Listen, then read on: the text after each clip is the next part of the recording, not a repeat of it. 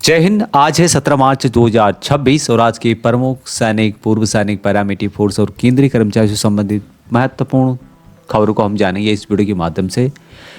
Channel में नए हैं तो सब्सक्राइब कर सकते हैं। तो पहली खबर 8th पे कमीशन को लेकर के है कि 8th pay commission will central government employees get 20 to 35% salary hike, यानी कि क्या जो केंद्रीय एम्प्लॉयज़ हैं, केंद्र सरकार के कर्मचारी हैं, उनकी सैलरी में 20 से 35% की सैलरी में बढ़ोतरी होगी। इसके संबंध में इस न्यूज़ में डिटेल्स बताई गई है कि जिस तरह से जो 8th पे कमीशन के अंतर्गत गवर्नमेंट के द्वारा एक वेबसाइट लॉन्च की गई है जिसमें कि कर्मचारी, पेंशन भोगी और जो भी यूनियंस हैं उनके सुझाव यहाँ पे मांगे गए हैं। अन्य जो भी हितकारी हैं उनके सुझाव यहाँ पे आमंत्रित किए गए हैं। 30 अप्रैल 2026 तक ऑनलाइन पोर्टल के माध्यम से प्रस्तुत किए जा सकते हैं। और ये जो 8th पे कमीशन है इसके अंतर्गत 40 लाख केंद्र सरकार के कर्मचारियों और लगभग 69 लाख पेंशन भोगी प्रभावित होंगे। यहाँ पर जो मुख्य बात है कि कर्मचारियों को कितनी वेतन वृद्धि मिलने की उम्मीद होगी। विशेषज्ञों का अनुमान है कि 8वें वेतन आयोग के तहत केंद्र सरकार के कर्मचारियों के लिए लगभग 20 से 35% की वृद्धि ला सकता है। फिटमेंट फैक्टर, जिसका उपयोग मूल वेतन को संशोधित करने के लिए किया जाता है, यहाँ पे बताया गया कि 2.4 से लेकर 3.0 की सीमा के भीतर होगा। हालांकि अंतिम निर्णय कई आर्थिक जो कारक होते हैं, फैक्टर्स होते हैं, उन पे डिपेंड करता है। CNBC TV 18 की रिपोर्ट के अनुसार यहाँ पर बताया गया है कि अंतिम परिणाम मुद्रास्फीति की रुझान, यानी कि जो महंगाई का दर है, सरकार की राजकोषीय स्थिति, सरकार के पास कितना पैसा है, क्या उसका मुद्रा भंडार क्या है, और भारत के आगामी वित्त आयोग की सिफारिशों पर निर्भर करेगा। लेकिन बेसिक यहाँ पे बताया गया है कि लगभग 2.4 से लेकर 3.0 के बीच में ही फिटमेंट फैक्टर रहेगा। अभी पिछले वेतन आयोग की बात किया जाए तो 6ठे वेतन आयोग के अंतर्गत 40% की वृद्धि ओवरऑल हुई थी और 7वें वेतन आयोग का जो समग्र प्रभाव या टोटल बढ़ोतरी यहाँ पे दर्ज की गई 23 से लेकर 25% रहा, और जिसमें कि फिटमेंट फैक्टर 2.57 रहा था। तो ये इनके द्वारा बताया गया है कि फिटमेंट फैक्टर क्या रह सकता है और कितनी बढ़ोतरी हो सकती है। अभी एक और खबर आप यहाँ पे देख पा रहे होंगे कि सैलरी बढ़ने से पहले कर्मचारियों को बड़ा झटका, इस मामले पर सरकार का साफ इनकार। यहाँ पर बताया गया है कि 8वें वेतन आयोग को लेकर के देश भर में उम्मीदें बढ़ रही हैं, लेकिन इसी बीच राज्यसभा से सरकार ने एक जवाब केंद्रीय स्वायत्त संस्थाओं यानी ऑटोनोमस बॉडीज़ की कर्मचारियों को बड़ा झटका दिया है। ऑटोनोमस बॉडीज़ की बात की जाए तो ये सरकार द्वारा बनाई जाती है, लेकिन प्रशासनिक और वित्तीय रूप से कुछ स्वतंत्रता इनको दी जाती है। आमतौर पर शिक्षा, शोध, संस्कृति, विज्ञान और स्वास्थ्य आदि क्षेत्रों में काम करते हैं, जैसे कि शिक्षा और रिसर्च से संबंधित होते हैं, विज्ञान और technology, university of grant commission, all India council of technical education, इस टाइप की यहाँ पे आप देख रहे होंगे। कृषि और पर्यावरण से रिलेटेड है, संस्कृति और कला से रिलेटेड भी है। इन सभी संस्थाओं में पति पत्नी की पोस्टिंग को लेकर के बात यहाँ पे कही गई है। सरकार ने 30 सितंबर 2009 के department of personal and training जो DOPT है उसके आदेश के जरिए पति पत्नी को एक ही स्टेशन पर पोस्टिंग देने के निर्देश जारी किए थे, लेकिन यहाँ सुविधा केवल उन मामलों को लागू होती है जहाँ पति या पत्नी में से कोई एक केंद्रीय सरकारी सेवा में हो। तो ऑटोनोमस बॉडीज़ के लिए यहाँ पे ये बात कही गई है कि उन्हें एक ही जगह पोस्टिंग नहीं मिल सकती। हालांकि इससे संबंधित जो all India NPS employees federation है उन्होंने आवाज़ उठाई है, मंजीत सिंह पटेल। उन्होंने कहा कि यहाँ बेहद दुर्भाग्यपूर्ण है कि केंद्रीय ऑटोनोमस बॉडीज़ की कर्मचारियों को आज तक स्पाउस के आधार पर एक ही स्टेशन पर काम करने के लिए ट्रांसफ़र की सुविधा नहीं मिल पाई है और सरकार इस पर विचार करने को तैयार नहीं दिख रही है।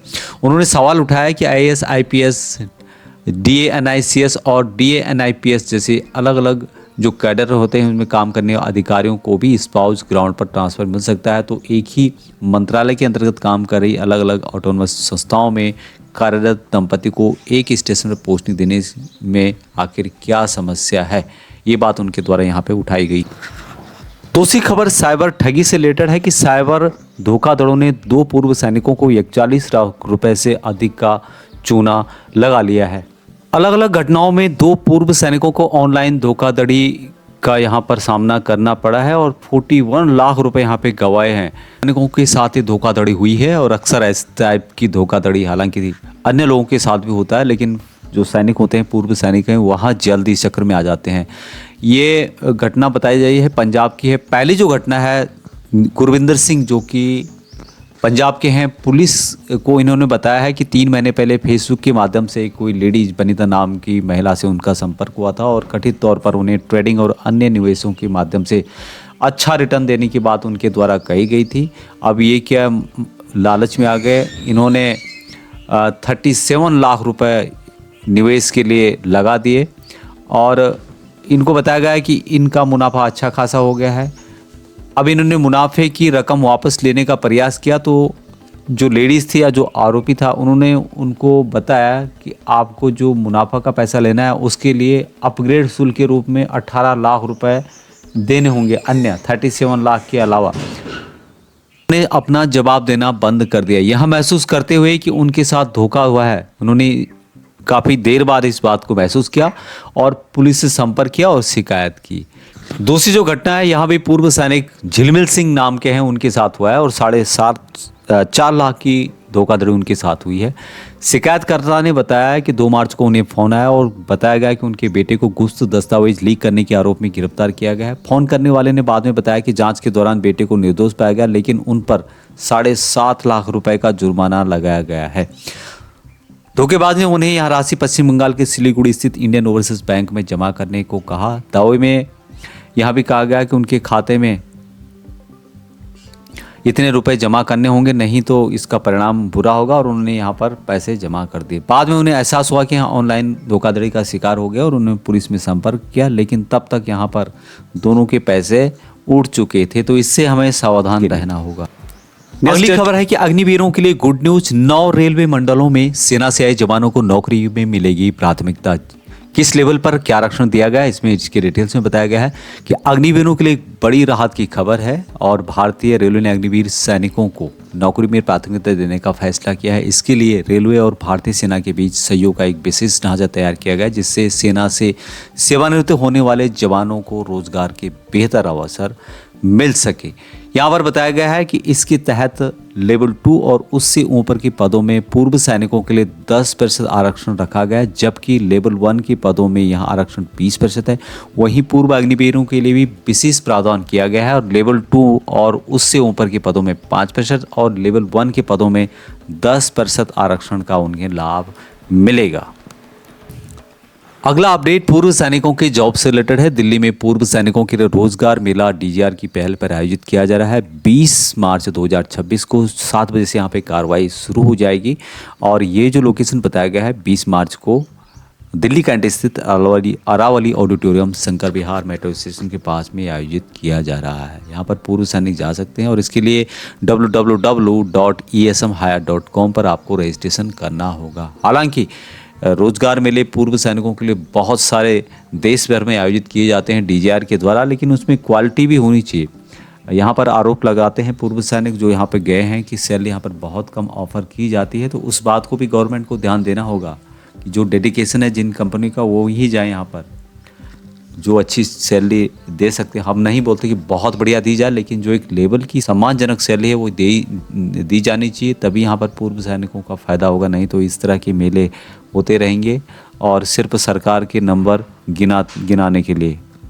पैरामिलिट्री फोर्सेस की बात की जाए तो यहाँ पर राज्यसभा में उठा सीएपीएफ अधिकारियों के प्रमोशन का मुद्दा। सरकार पर सुप्रीम कोर्ट के आदेश लागू न करने का आरोप राम कुमार यादव जो कि समाजवादी पार्टी के उनके द्वारा यहाँ पर उठाया गया।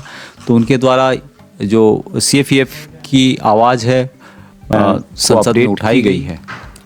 नेक्स्ट अपडेट, सीएपीएफ कर्मचारी हैं सेंट्रल आर्मड पुलिस फोर्स जवानों के पुरानी पेंशन केस में सुनवाई की डेट आज 17 मार्च की अपडेट की गई है।